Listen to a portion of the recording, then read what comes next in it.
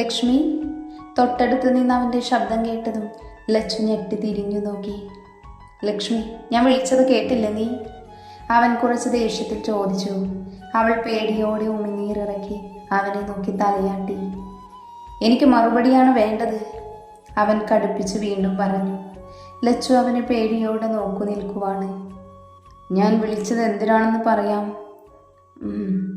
അവിടെ ഒരുപാട് ആളുകൾ ഉണ്ടാകും, മീഡിയ ഉണ്ടാകും. അവിടെ നിന്റെ പേടി കാണിക്കരുത്. എനിക്ക് ദേഷ്യം വരും, അതുകൊണ്ട് അവിടെ ചിരിയോടെ കൂടെ നിൽക്കണം. ഞാൻ നിന്നോളാം. കാറിൽ നിന്നിറങ്ങുമ്പോൾ എൻ്റെ കയ്യിൽ പിടിച്ച് സ്റ്റേജിൽ കയറണം.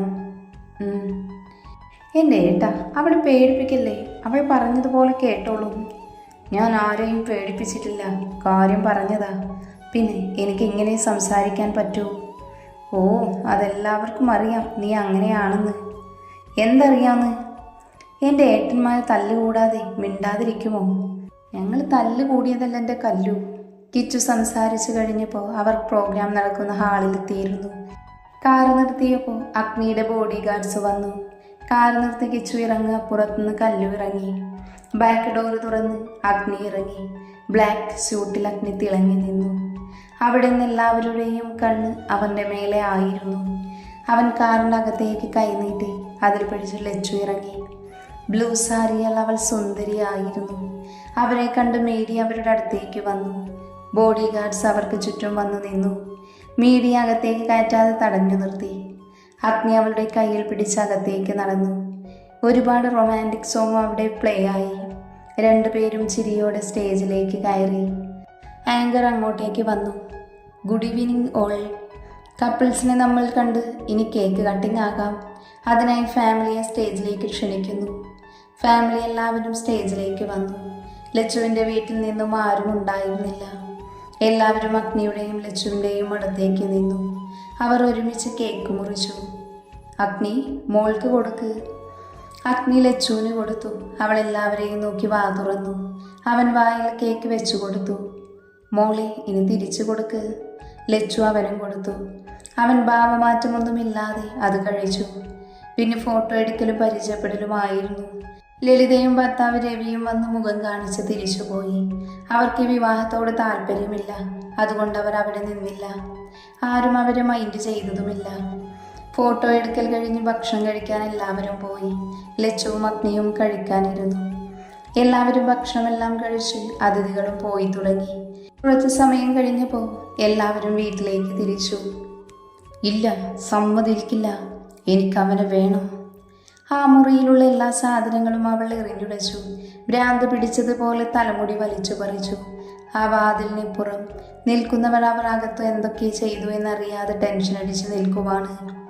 അവളെ ഒന്ന് വിളിക്കും മനുഷ്യ, എന്തൊക്കെയാണ് ചെയ്തു കൂട്ടുന്നതെന്ന് അറിയില്ല. കൈകൾ കൂട്ടി തിരുമ്മി പേടിയോടെ പറഞ്ഞു. അവൾ അതിനുള്ളിലുള്ളതെല്ലാം നശിപ്പിച്ചു കാണും. രവി നിസാരമായി പറഞ്ഞു. ഇങ്ങനെ നിന്നിട്ട് കാര്യമൊന്നുമില്ല. പെട്ടെന്ന് ചെന്ന് വിളിച്ച അവൾ വരില്ല. എന്തെങ്കിലും പറഞ്ഞ് പുറത്തിറങ്ങാൻ നോക്ക്. ഇവിടെ പ്രശ്നം അഗ്നിയുടെ കല്യാണമാണ്. രവിയും ലളിതയും ശ്രേയയ്ക്ക് വേണ്ടി കല്യാണം ആലോചിച്ചു ചെന്നതാണ്. എന്നാൽ അവർക്കതിൽ താല്പര്യമില്ല എന്നറിയിച്ചു. അഗ്നിക്ക് അവളെ അങ്ങനെ കണ്ടിട്ടില്ല, ഇനി കാണാനും പറ്റില്ല എന്നവൻ തീർത്തു പറഞ്ഞു. അതോടെ ഇത് നടക്കില്ല എന്നവർക്ക് മനസ്സിലായി. അതിൻ്റെ ദേഷ്യം അവർക്കുണ്ടതാനും. അത് കഴിഞ്ഞു വന്ന ആലോചനയാണ് രേഷ്മയുടെ. അതുറപ്പിച്ചപ്പോൾ ശ്രേയയ്ക്ക് ദേഷ്യം സഹിക്കാൻ പറ്റാതെയായി.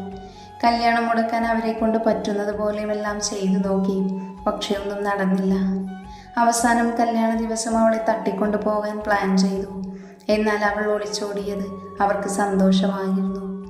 എന്നാൽ അവിടെ അവർ എത്തുന്നതിന് മുൻപ് അഗ്നി വേറെ കല്യാണം കഴിച്ചു. അതിൻ്റെ ഭ്രാന്താണിപ്പോൾ ശ്രേയ കാണിക്കുന്നത്. ലളിതയും കുടുംബവും മംഗലത്ത് വീട്ടിൽ കുറച്ചു നാൾ താമസിച്ചു. അവിടെ ഓരോ പ്രശ്നങ്ങൾ ഉണ്ടാക്കിയപ്പോൾ അവിടെ നിന്ന് കുറച്ച് മാറി വീട് വെച്ച് കൊടുത്തു മഹാദേവ്. ഇപ്പോൾ അവിടെയാണ് താമസം. രാവിലെ കല്യാണത്തിന് എല്ലാവരും പോയപ്പോൾ ലളിതയും കുടുംബവും പോയില്ല. കല്യാണം കൂടാൻ അവർ വരാത്തത് കൊണ്ട് വൈകിട്ട് റിസപ്ഷന് വരണമെന്ന് സുബ്രാമ വിളിച്ച് പറഞ്ഞു. അതിന് രവിയും ലളിതയും മാത്രം പോകുന്നുള്ളൂ. ഇനിയും ചെന്ന് വിളിച്ചില്ലെങ്കിൽ പ്രശ്നമാകുമെന്ന് കരുതി 3 പേരും അവരുടെ വാതിലിന് മുന്നിൽ നിന്നു. മോളെ ശ്രേയ, വാതിൽ തുറക്ക്, നമുക്ക് എന്തെങ്കിലും വഴിയുണ്ടാക്കാം. അവളൊന്നും മിണ്ടുന്നില്ലല്ലോ, ഒന്നുകൂടി വിളിച്ചു നോക്കാം. ശ്രേയ, വാതിൽ തുറക്കാൻ പറഞ്ഞത്. ആ പെണ്ണിനെ അവിടുന്ന് പുറത്താക്കാൻ വഴി കണ്ടുപിടിക്കണം നമുക്ക്. എന്തൊക്കെ പറഞ്ഞിട്ടും അവൾ വാതിൽ തുറക്കാത്തത് അവർക്ക് പേടിയായി. പെട്ടെന്ന് വാതിൽ തുറന്ന് അവളെ കണ്ടവർ ഞെട്ടിപ്പോയി.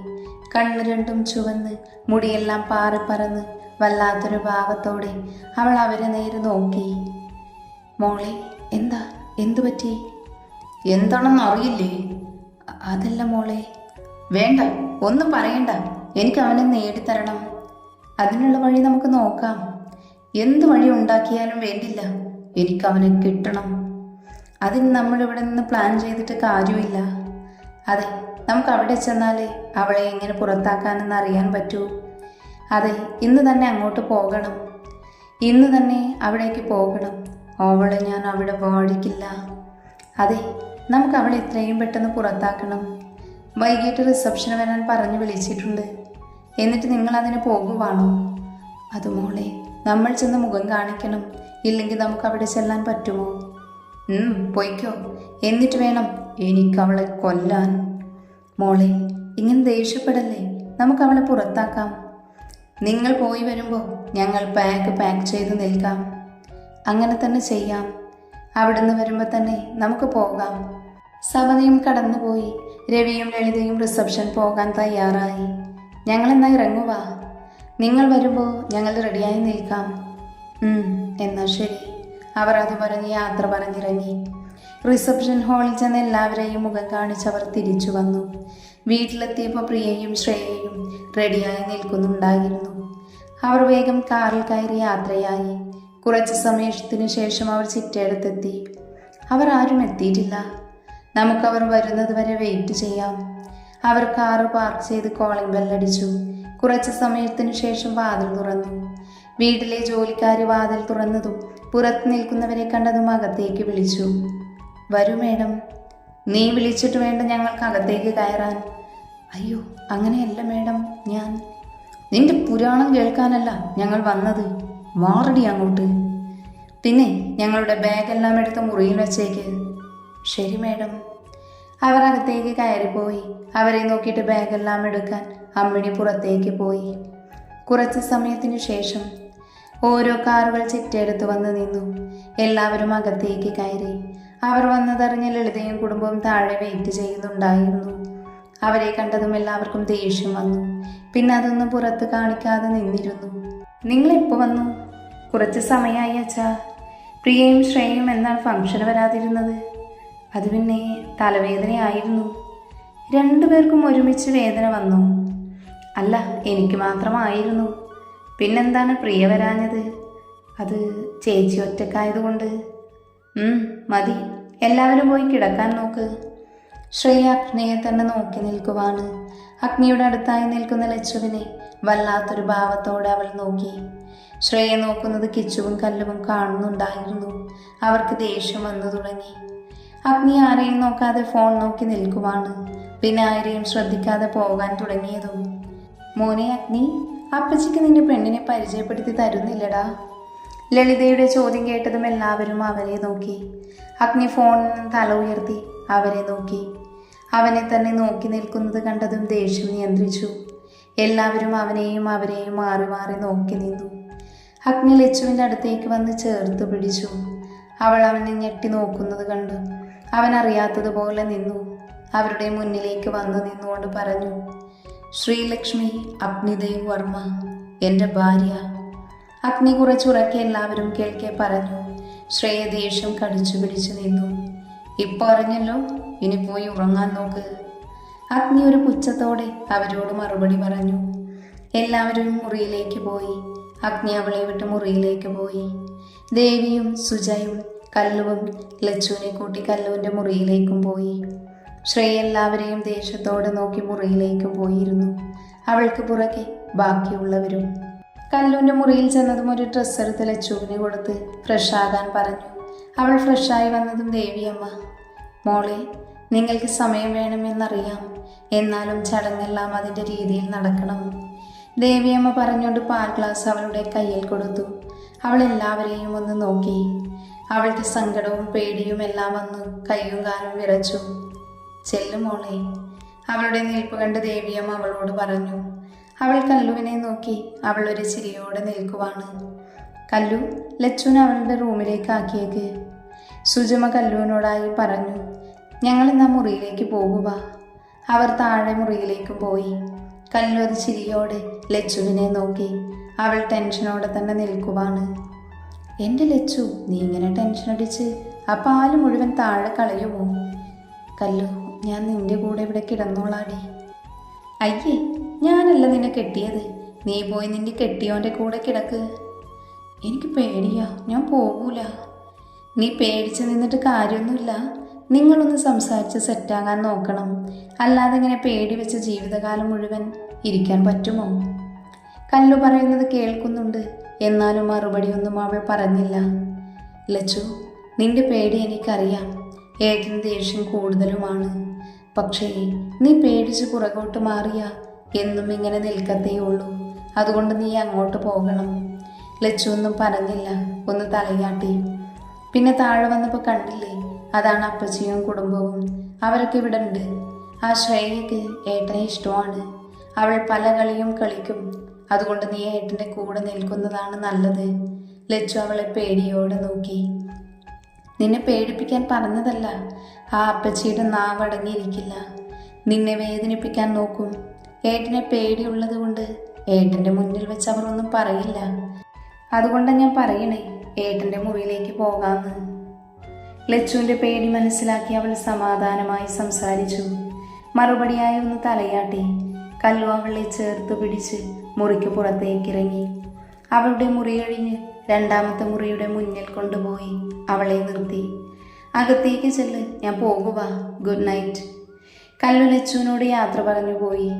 ലച്ചു അവൾ പോകുന്നത് നോക്കി മുറിയുടെ വാതിലിൽ തട്ടി.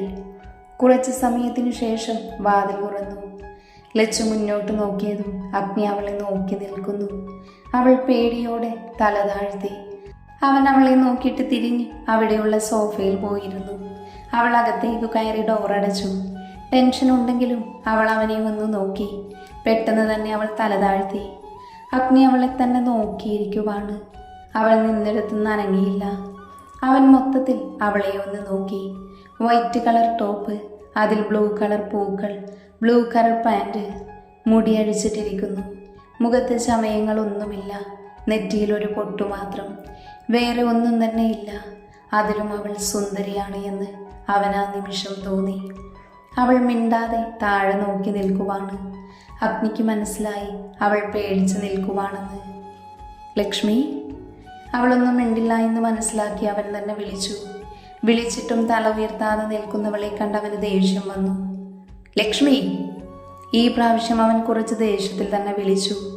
അവൾ പേടിയോടെ അവനെ തല ഉയർത്തി നോക്കി. അവളെ തന്നെ നോക്കുന്നത് കണ്ടതും അവൾക്ക് പേടി കൂടി. എന്നാലും തല താഴ്ത്തിയില്ല. എനിക്ക് 2 പ്രാവശ്യം വിളിക്കുന്നത് ഇഷ്ടമല്ല. അതുകൊണ്ട് വിളിക്കുമ്പോൾ അപ്പോൾ തന്നെ മറുപടി കിട്ടണം. അവൾ തലയാട്ടി കാണിച്ചു. അത് കണ്ടതും അവൻ പിന്നെയും ദേഷ്യം വന്നു. എന്തെങ്കിലും ചോദിച്ചാൽ മറുപടി വാ തുറന്ന് പറയണം. എനിക്ക് തലയാട്ടുന്നത് ഒട്ടും ഇഷ്ടമല്ല. അവൾ പേടിയോടെ ഒന്ന് മൂളി. എനിക്ക് നിന്നോട് കുറച്ച് കാര്യങ്ങൾ പറയാനുണ്ട്. അവൾ എന്താ എന്ന രീതിയിൽ അവനെ തന്നെ നോക്കി നിന്നു.